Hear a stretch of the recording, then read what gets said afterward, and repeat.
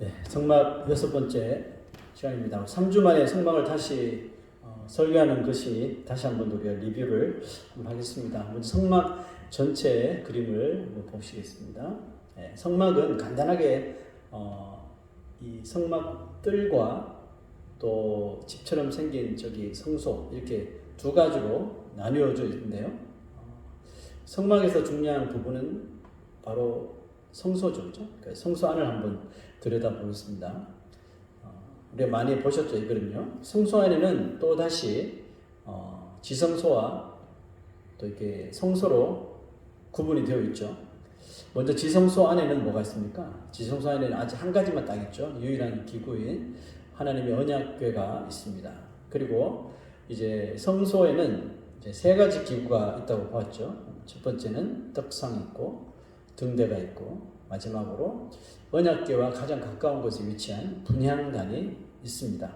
이 네 가지의 기구들에 대한 말씀을 우리가 지난 시간까지 함께 살펴보았습니다. 이제 성소를 이제 나와서 성막 뜰에 있는 기구들을 살펴볼 예정인데요.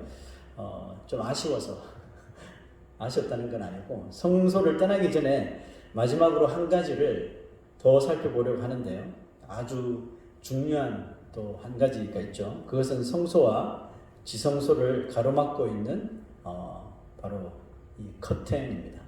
지금은 이제 입체적으로 좀 보시기 위해서 다 오픈되어 있지만 사실은 성소와 지성소가 완전히 저 커튼으로 가로막혀 있겠죠. 지성소는 성막에서 가장 핵심적인 그런 장소라고 했죠. 그리고 지성소 안에서 가장 중요한 것은 당연히 하나님의 언약궤입니다. 그래서 이 성막 자체는 이 언약궤를 보호하기 위해서 있는 것이 바로 성막이라고 이렇게 보시면 돼요. 그 성막 안에서 많은 일들이 행해지는데 행해지는 모든 이 의식들이 결국은 어디로 들어가기 위한 걸까요? 바로 저 지성소로 언약궤 앞으로 들어가기 위한 행동이거든요. 그러나 이 지성소에 들어가기 전에 심각한 문제 하나 봉착하게 되는데 뭡니까?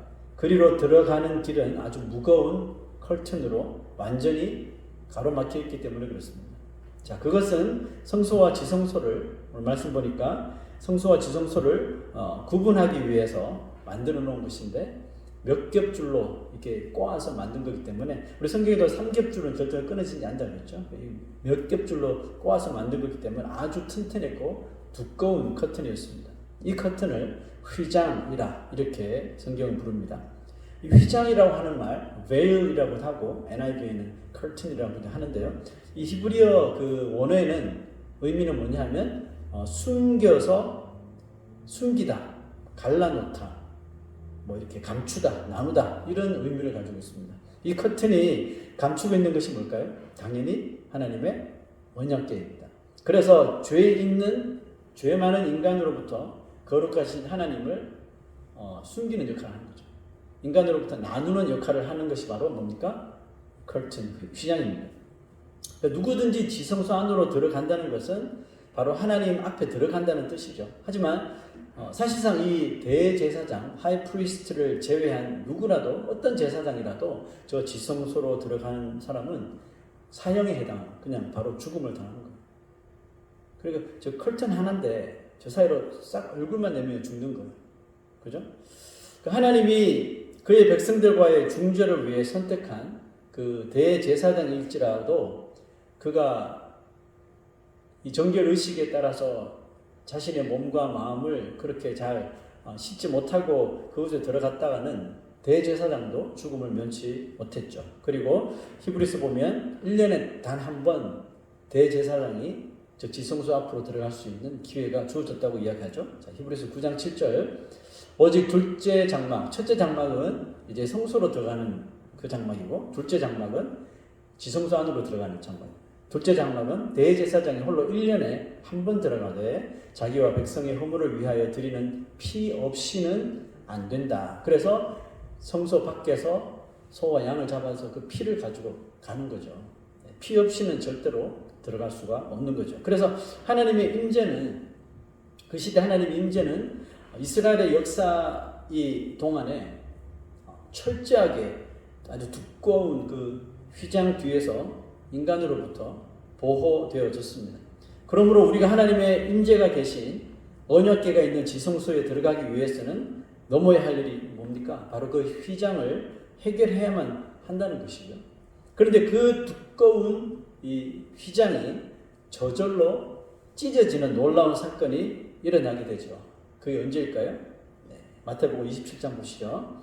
예수께서 다시 크게 소리 지르시고 영혼이 떠나시니라. 이에 성소 휘장이 위로부터 아래까지 찢어져 둘이 되고 땅이 진동하며 바위가 터지고. 자, 그림 한번 보시면 이때는 신약시대니까 성막이 없습니다. 그래서 이 헤롯이 다시 유대인들의 마음을 사기 위해서 재건축해 준 성전입니다. 그 높이가 어마어마했어요. 그 성막과의 높이가 달라요. 그 그림에서 보시면 제사장과 커튼 높이가 상당하죠. 이것이 위에서부터 아래로 완전히 찢어졌다는 거죠. 이 사건은 오직 하나님만이 하실 수 있는 아주 경이적인 일일 수밖에 없는데, 왜냐하면 이 휘장은 절대로 사람의 손으로 닿을 수도 없는 높은 위치에 있었고, 아까 말씀드렸다시피 이 휘장은 절대로 인간의 손으로 절대로 찢을 수 없도록 만들어졌기 때문에 하나님께서 하신 일이라고 우리가 믿을 수밖에 없습니다.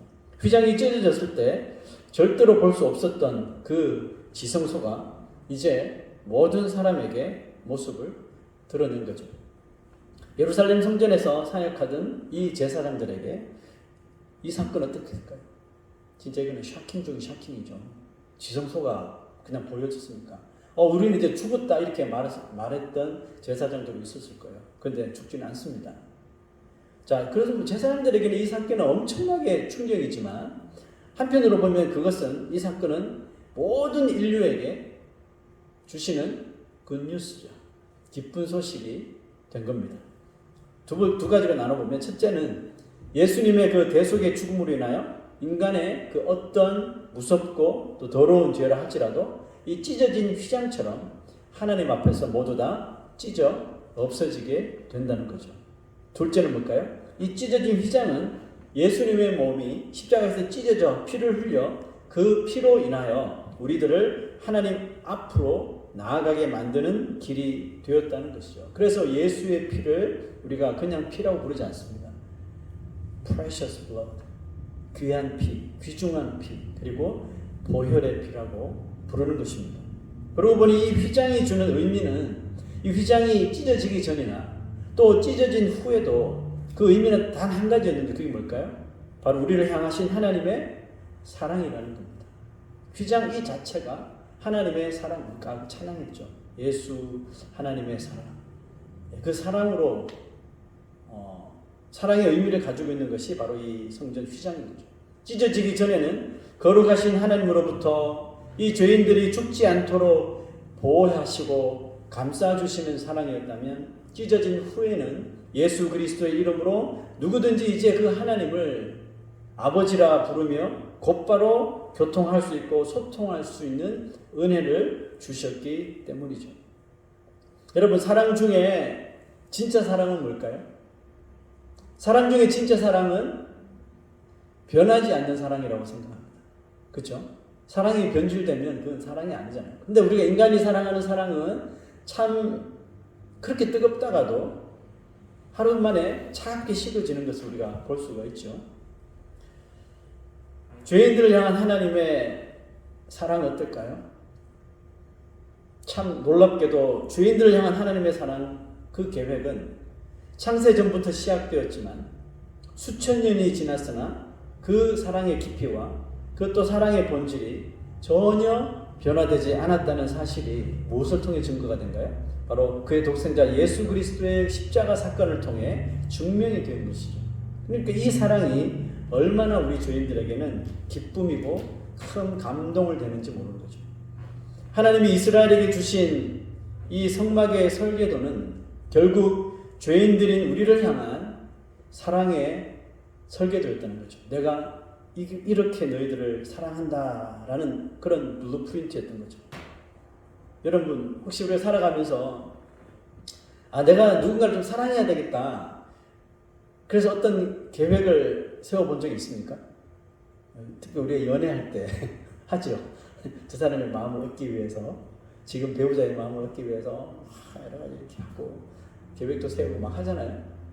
누군가를 사랑하기 위해서 우리 계획을 뭐 한 번 이상은 다 세워 보았을 텐데, 근데 여러분 대개 우리 인간의 사랑은 어떻습니까? 쌍방간의 사랑이죠. 내가 이만큼 사랑하면 쟤도 나를 이만큼 사랑하는 걸 보여줘야 돼. 증명이 돼야 돼. 그죠? 그래서 나도 좋고 너도 좋은 그런 사랑이죠. 근데 하나님의 사랑을 가만히 생각해 보니까 하나님은 좋은 게 없어요. 그냥 다 너만 좋으면 돼. 이거예요. 너도 좋은 사람, 또 너만 좋은 사람. 하나님의 사랑의 계획서 안에는 그러니까 온통 자기 자신이 아니라 바로 우리 죄인들밖에 없더라는 거죠. 예수님께서도 마지막 십자가에 숨을 거두시기 전에 저 죄인들을 용서해 달라고, 사랑해 달라고 그렇게 마지막까지 당부하셨지 않습니까? 여러분, 만약 누군가를 사랑하기 위해서 자신을 희생하는 계획을 세운다면 어떨까요?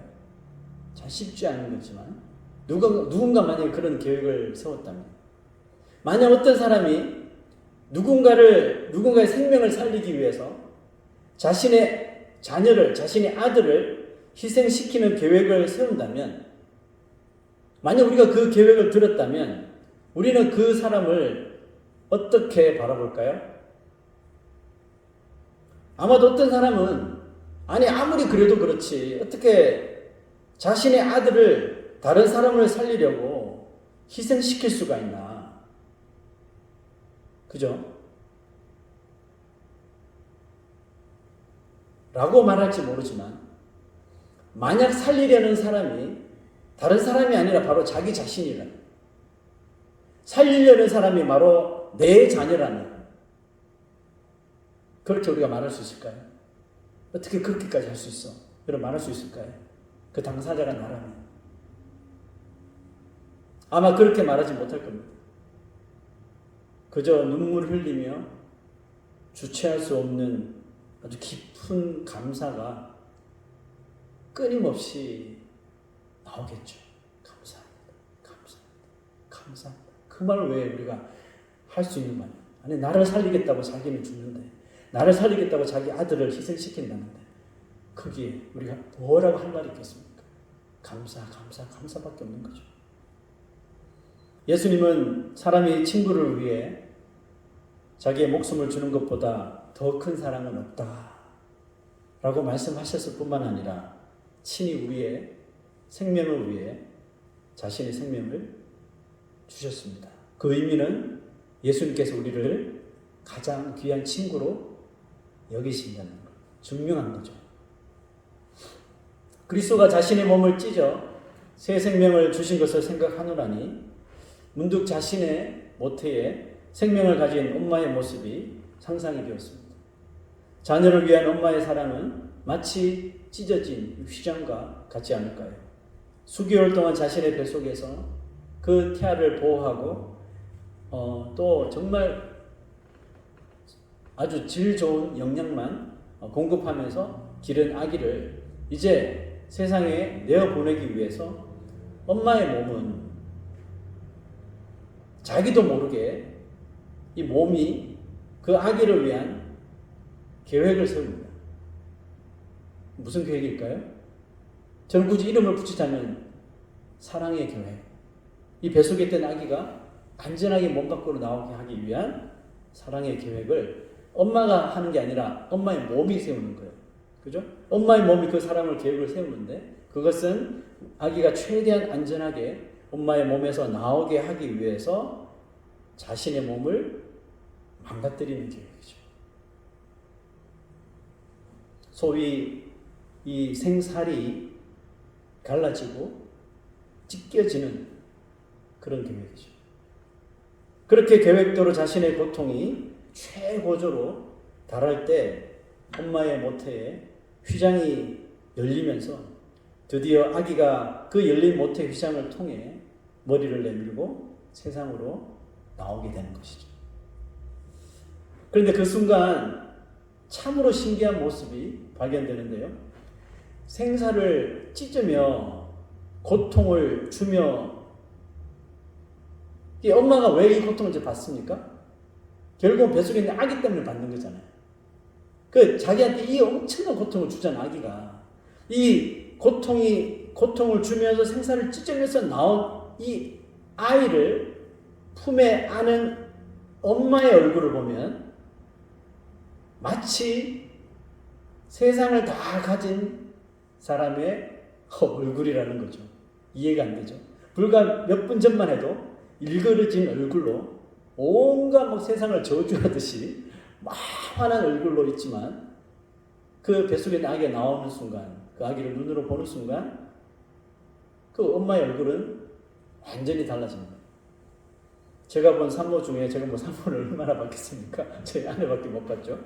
네, 자기를 아프게 만든 아기를 막 째려보거나 또 왜 나를 이렇게 힘들게 했어? 그러면서 막 아이를 때리거나 또 화를 내는 엄마는 뭐 지금까지 저는 본 적이 없어요. 여러분도 본 적이 없죠? 여러분도 그러지 않았죠? 예수님의 사랑도 이런 같죠.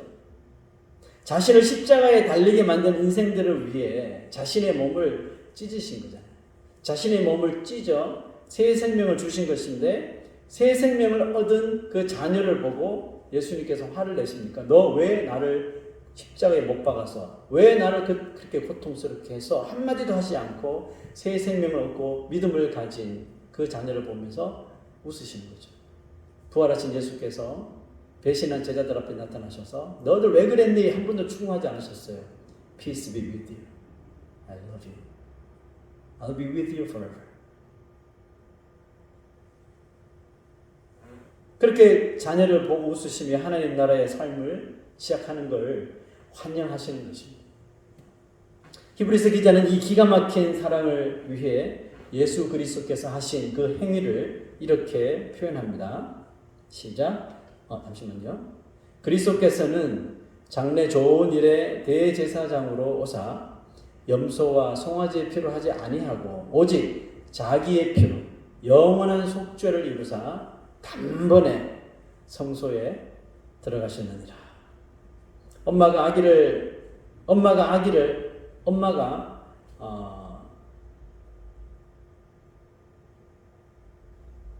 엄마를 사랑하는 것보다 엄마가 아기를 사랑하는 것이 훨씬 더 큰 것처럼, 예수님은 우리가 예수님을 사랑하는 것보다 여러분 몇 배나 더 우리를 사랑하실까요? 뭐 이것을 우리가 계산할 수 없겠죠. 1000만 배 더 우리를 사랑하신다는 것을 히브리서 기자는 이 구절로 간단하게 설명을 해줍니다. 오직 자기의 피로 영원한 속죄를 이루셨는데 어떻게 했다고요? 단번에, 뭐 주저함 없이, 생각할 것 없이 그냥 단번에 휘장을 찍고 성소에 들어가게 하셨다는 겁니다. 보니까 장래 좋은 일에 대제사장으로 오셨다고 했는데, 이 좋은 일이 뭘까요? 우리 죄인들에게 가장 좋은 일은 뭘까요? 구원받는 거죠. 우리 죄를 용서함 받고 구원받는 거, 지옥 가지 않고 천국 가는 거. 이 좋은 일, 우리 죄인들에게 구원의 소망을 이루어내시는 것이며, 그것을 위해 단번에 자신의 몸을 찢어 흘린 그 피로 영원한 속죄를 이루어 주신 것입니다. 상상 못할 사랑을 십자가에서 거침없이 쏟아부으신 그리스도로 인하여 우리에게 생긴 변화가 있습니다. 그 변화가 뭐죠? 시작. 그러므로 형제들아, 우리가 예수의 피를 힘입어 성소에 들어갈 담력을 얻었다 그랬잖아요. The confidence to enter the most holy place by the blood of Jesus. confidence. 용기와 확신을 얻게 되었다고 말하고 있습니다. 그 길은 어떤 길이에요? 우리를 위하여 휘장 가운데로 열어놓으신 새롭고 산 길이요, 휘장은 곧 저의 육체니라. 정확하게 그 휘장이 그리스도의 몸을 상징하고 있다고 말씀하고 있습니다. 여러분, 이 사실을 기뻐하고 정말 우리는 즐거워해야 합니다. 만약 예수님이 이 일을 그때 연기하시거나 나 더 이상 못하겠어, 내가 왜 저 죄인들 때문에 왜 이렇게 해야 돼? 나 다시 하늘로 갈래? 이래버렸으면 이루지 않으셨다면 지금 우리는 아직도 구약시대처럼 하나님께 나올 때 어떻게 와야 돼요?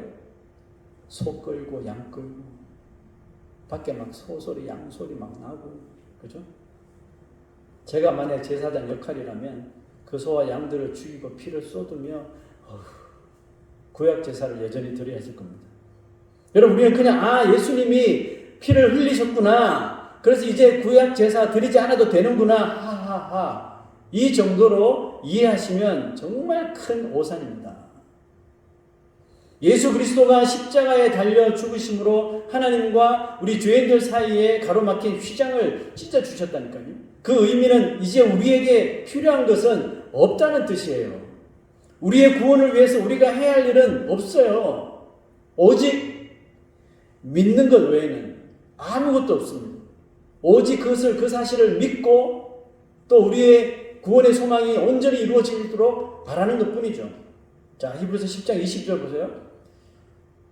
시작. 우리가 마음의 뿌림을 받아 양심의 악을 깨닫고 몸을 맑은 물로 씻었으니 참 마음과 온전한 믿음으로 하나님께 나아가자. 뭐라고요? Let us draw near to God with a sincere heart and with the full assurance. 참 마음과 온전한 믿음으로 이제 하나님께 나아가는 길밖에 없단 말이죠. 그리스도께서 모두 다 마련해 주셨습니다. 이제 이 땅에 있는 그 무엇도 우리를 하나님으로부터 갈라놓을 수가 없다는 거죠. 인간의 죽음도, 인간의 두려움도, 인간의 근심도, 인간의 어떤 심각한 질병도, 그 어떤 것도 하나님께 향하는 우리의 마음과 이 걸음을 절대로 막을 수가 없다는 뜻입니다. 아멘. 여러분, 하나님과 소통하시고 하나님과 교통할 수 있는 길이 이렇게 활짝 열렸음에도 불구하고 하나님께 우리가 나아가지 못한다면 그것은 자기 몸을 찢으며 가로막힌 지성소의 휘장을 찢어주신 그리스도의 마음을 또다시 찢는 행위가 되는 겁니다. 아니, 이렇게까지 하나님과 소통할 수 있는 길을 내가 열어줬는데 하나님 앞에 못 간다고? 얼마나 주님께서 가슴을 찢으겠습니까? 아니, 그냥 나오면 되는데, 아버지 부르면 되는데 왜 그걸 못하냐고.